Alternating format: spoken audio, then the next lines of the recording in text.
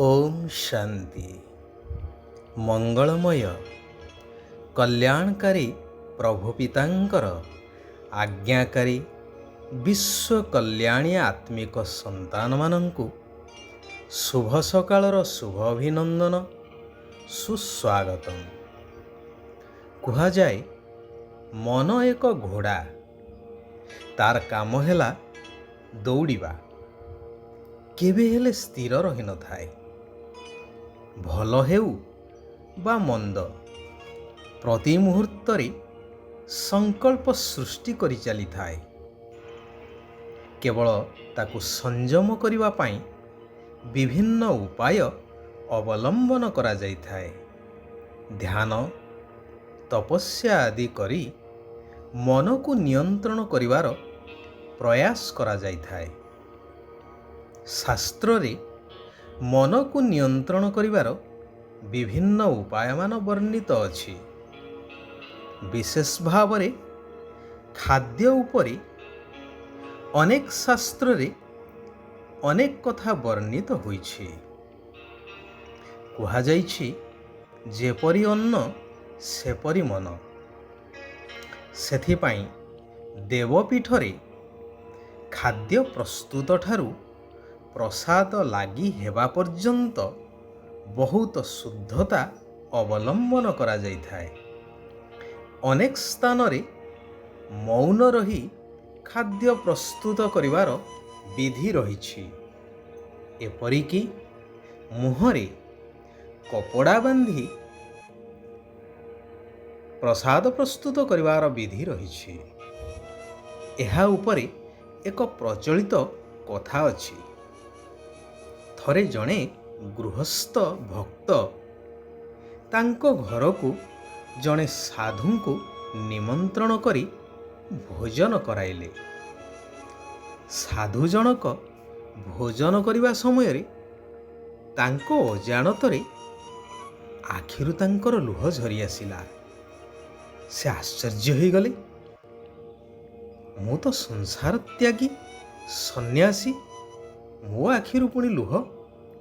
गृहकर्त्तांकु डाकिले एवं कहिले रोषेई किए करिथिले। गृहकर्त्ता कहिले आमर बोहू करिछि। साधु बोहू को डाकी पचारिले, माँ तुमे रोषेई कला बेले कांदुथिल कि? बोहूटी कहिला, आज्ञा मो नुआ नुआ एठाकू आसीछि तो रोषेई कला बेले मोर घर लोक मानंक कथा मने पड़िला, तेणु टिके कांद लागिला। कहिबा बाहुल्य मनर प्रभाव अन्न उपरे सीधा सड़क पड़ी थाए। पुणी मन को नियंत्रण करिवा पाई साधु सन्थ माने गृह त्याग करी जंगल को चली जाई थांती। केही केही व्यक्ति सप्ताहर कौनसी एक दिन मौन व्रत धारण करि थांती। तेबे एठारे प्रश्न उठे, कौन मनर शांति पाइबा पाई समस्ते संसार छाड़ी जंगल को जिवे ना समस्ते मौन व्रत को धारण करिवे? कारण व्यस्त बहुल जीवन भितरे तो समस्तंकु कर्म करने को ही पड़िबो। केही तो कर्मरु बाद हेई परिवे नाही ना। आउ मध्य मौन व्रत धारण कले जे मन नियंत्रण हेई जिवो ताहा मध्य नुहे। कारण मनर कार्य होउछि संकल्प सृष्टि करिबा, एणे तेणे दौड़िबा, चाहे मौन थाओ बा कथाबार्ता रे थाओ।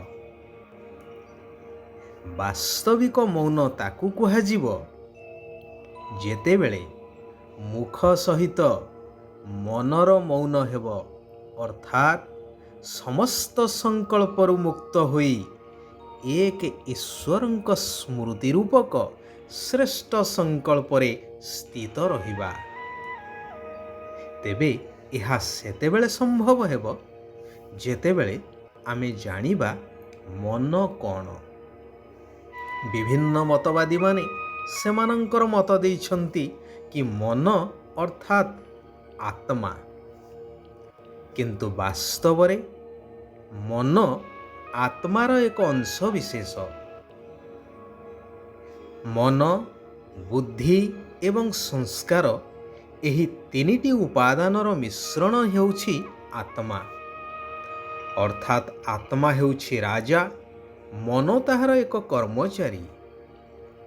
ଏବେ ତ ସାରା ବ୍ୟକ୍ତିବିଶେଷ ନିଜ ମନ ଅଧୀନରେ ପରିଚାଳିତ।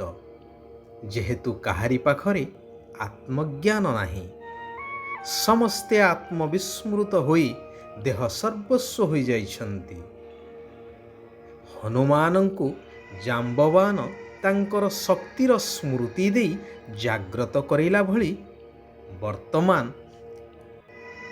ଏହି କଲ୍ୟାଣକାରୀ ପୁରୁଷୋତ୍ତମ ସଙ୍ଗମ ଯୁଗରେ ଅର୍ଥାତ୍ କଳିଯୁଗର ଅନ୍ତିମ ଏବଂ ସତ୍ୟଯୁଗର ପ୍ରାରମ୍ଭ, ଏହି ମଧ୍ୟବର୍ତ୍ତୀ ସମୟରେ ସର୍ବ ଆତ୍ମାଙ୍କର ପିତା ପରମପିତା ପରମାତ୍ମା ଆସି ଆତ୍ମଜ୍ଞାନ ପ୍ରଦାନ ପୂର୍ବକ କହୁଛନ୍ତି, ମଧୁର ଆତ୍ମିକ ସନ୍ତାନଗଣ, ଏବେ ଏହି ପୁରୁଣା ଘରକୁ ଅର୍ଥାତ୍ ଏହି ପୁରୁଣା ଶରୀରକୁ ଛାଡ଼ି ନିରାକାର ପିତା ଶିବ ବାବାଙ୍କ ସହିତ ଶାନ୍ତିଧାମ ଘରକୁ ଯିବାକୁ ହେବ।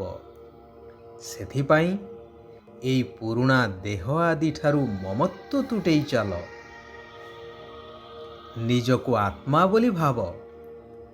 ଆତ୍ମାର ସ୍ୱଧର୍ମ ହିଁ ଶାନ୍ତି। ତେଣୁ ବାସ୍ତବିକ ଶାନ୍ତି ପାଇବା ପାଇଁ ଏହା ହିଁ ହେଉଛି ଏକମାତ୍ର ବାଟ। ନିଜେ ଆତ୍ମିକ ସ୍ଥିତିରେ ସ୍ଥିତ ହୋଇଯାଅ, ତେବେ ଶାନ୍ତି ଆପେ ଆପେ ପ୍ରାପ୍ତ ହେବ। ଖୋଜିବାର ଆବଶ୍ୟକତା ନାହିଁ। ଏହା କେତେ ସହଜ ଉପାୟ। ଯେଉଁମାନେ ଦେହୀ ଅଭିମାନୀ ଅର୍ଥାତ୍ ଆତ୍ମ ଅଭିମାନୀ, ସେମାନଙ୍କ ମୁଖରୁ କେବେ ଏହି ଶବ୍ଦ ବାହାରିବ ନାହିଁ କି ମୋ ମନକୁ ଶାନ୍ତି କିପରି ମିଳିବ। ଦେହର ସ୍ମୃତି ହିଁ ଦୁଃଖର କାରଣ। ତେଣୁ ଯେଉଁମାନେ ଦେହ ଅଭିମାନୀ, ସେମାନଙ୍କ ମୁଖରୁ ଏପରି ଶବ୍ଦ ହିଁ ବାହାରିଥାଏ, କାରଣ ସେମାନଙ୍କୁ ଆତ୍ମାର ଜ୍ଞାନ ଜଣା ନାହିଁ।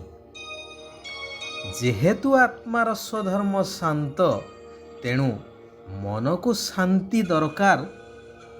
ଏହା ହିଁ ତ କୌଣସି ଅର୍ଥ ହିଁ ନାହିଁ। ଯେହେତୁ ମନ ଆତ୍ମାର ଏକ ଅଂଶ, ତେଣୁ ଆତ୍ମା ତାର ସ୍ୱଧର୍ମରେ ସ୍ଥିତ ହୋଇଗଲେ ମନ ତ ଆପେ ଆପେ ଶାନ୍ତ ହୋଇଯିବ। ଆମେ ମୂଳକୁ ନ ଧରି ଡାଳକୁ ଧରିଲେ କ'ଣ ମିଳିବ? ଏହା ଯେପରି ନଈରେ ହଜେଇ ପୋଖରୀରେ ଆସି ଖୋଜିବା କାମ। ଯେଉଁମାନେ ଆତ୍ମା ହିଁ ପରମାତ୍ମା ବୋଲି କହୁଛନ୍ତି, ସେମାନେ ଏ କଥାକୁ ବୁଝି ହିଁ ପାରିବେ ନାହିଁ। କୁହାଯାଏ, ଅଭ୍ୟାସ ମୂଳେ ଏ ଜଗତ। ତେଣୁ ଭଗବାନ କହୁଛନ୍ତି, ସକାଳୁ ସକାଳୁ ଅମୃତ ବେଳାରୁ ଉଠି ଜ୍ଞାନରତ୍ନର ଚିନ୍ତନ କରିବା ଦରକାର। ଜ୍ଞାନୀ ଏବଂ ଯୋଗୀ ହୋଇ ଈଶ୍ୱରୀୟ ପାଠପଢ଼ାକୁ ପଢ଼ିବାକୁ ହେବ ଏବଂ ଅନ୍ୟମାନଙ୍କୁ ପଢ଼େଇବାକୁ ମଧ୍ୟ ହେବ। ପବିତ୍ରତାର ସାଗର ପିତାଙ୍କ ସହିତ ପବିତ୍ର ଘରକୁ ଯିବା ପାଇଁ ଆବଶ୍ୟକ ପବିତ୍ର ହେବାକୁ ପଡ଼ିବ। ଶିବ ବାବାଙ୍କ ସ୍ମୃତିରେ ରହି ଯୋଗ ଦ୍ୱାରା ଶାନ୍ତିର ଶକ୍ତି ବଳରେ ପ୍ରକୃତି ଉପରେ ବିଜୟୀ ହେବାକୁ ହେବ। ଶିବ ବାବା କହୁଛନ୍ତି, ସର୍ବଦା ଉମଙ୍ଗ ଉତ୍ସାହର ଡେଣା ଦ୍ୱାରା ନିଜେ ଉଡ଼ିବା ସହିତ ଅନ୍ୟମାନଙ୍କୁ ଉଡ଼ଉଥିବା ମଜବୁତ ଅକ୍ଳାନ୍ତ ପରିଶ୍ରମୀ ହୁଅ। ସର୍ବଦା ଏହି ସ୍ମୃତିରେ ରୁହ କି ଆମେ କଲ୍ୟାଣକାରୀ ପୁରୁଷୋତ୍ତମ ସଙ୍ଗମଯୋଗୀ ବ୍ରହ୍ମାବଶ୍ୟ ବ୍ରାହ୍ମଣ ଆତ୍ମାମାନେ ବିଶ୍ୱ କଲ୍ୟାଣର ଦାୟିତ୍ୱ ବହନ କରିଛୁ।